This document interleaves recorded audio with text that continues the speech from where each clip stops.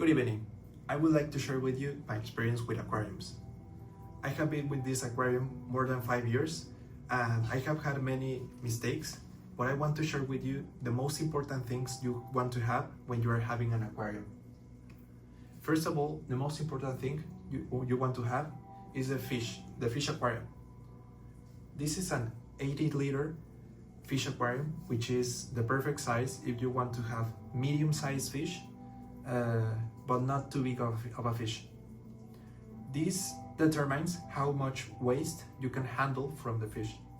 If the fish are very big and they produce a lot of waste, they will need a lot of oxygen and they will need a lot of space because they can feel stressed. In this case, the perfect size for fish for this aquarium is a blue gourami. Blue gouramis do not need a lot of maintenance, but they love to eat and they also love the attention since they are very friendly fish, as you can see.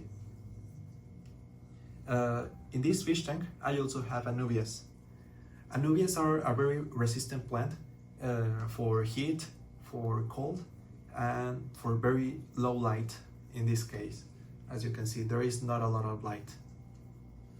I also have cryptocorin, which is a very resistant plant and a very beautiful one, because you can see here is my lush cryptocorin in this tank.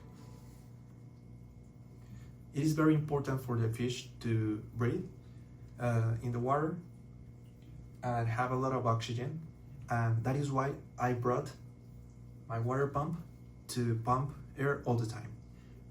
And this is very important because the fish need to have oxygen all the time, as well as the bacteria. The bacteria also need very constant water circulation as well as oxygen, because the bacteria has a cycle which transforms the fish waste into nitrate and then nitrate. This is the most important process in all aquariums, since if you do not have bacteria, the fish, whenever they put waste in the water, you cannot process it to make it non-toxic for the fish. So that is why it's very important to, before having your fish, you need to wait 30 days or sometimes 60 days with no fish, because you need the bacteria to establish in the tank. There is also some ways you can make this process faster, by putting rocks, by putting plants, and by putting many things that you had from previous tanks into the new tank. I also have shrimp. Shrimp are very important for the tank because all the waste that the fish made, sometimes they eat it and they make it into a form of waste that the bacteria can process more easily. And as you can see, I also have light in this aquarium. This aquarium receives 10 hours of light, which is perfect if you want to grow plants, aquarium plants in this water.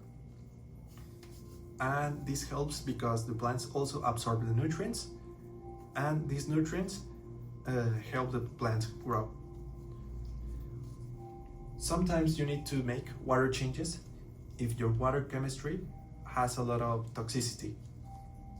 But before putting any water in the tank, you need to put some products to get rid of the chlorine and heavy metals. There is also these water strips. These water strips are very important because you want to know how much ammonia you have in the tank. You want to know how much nitrite is in the tank, as well as the water hardness. This is the amount of calcium there is in your tank. You also want to know the pH of the tank. If it is too high, it's very toxic to the fish, as well as if it is too low. I do this process twice a month, since whenever I do water changes, it is very important to know if the water is still balanced and stable. You want to have a good fish diet. For example, I have this. This is a very high protein food, which it is very helpful for the fish to have a lot of color, but it is also sometimes harmful for the water, because a lot of protein means more waste. So, there is also a very important thing. You want to have a lot of soil.